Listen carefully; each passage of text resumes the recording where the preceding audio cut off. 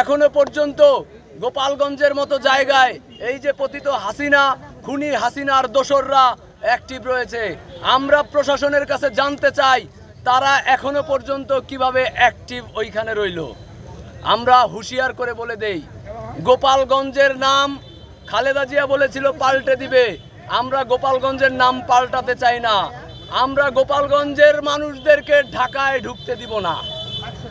আমরা আরও হুঁশিয়ার করে বলে দিতে চাই, আজকের পর থেকে যদি গোপালগঞ্জে চিরুনি অভিযান করে এই সন্ত্রাসীদের গ্রেফতার করে দ্রুত বিচারের আওতায় না আনা হয়, তাহলে সারা বাংলাদেশ যেভাবে ব্লকেডের ঘোষণা দিয়েছে আমরা শরীয়তপুরের পক্ষ থেকে সেটি করব।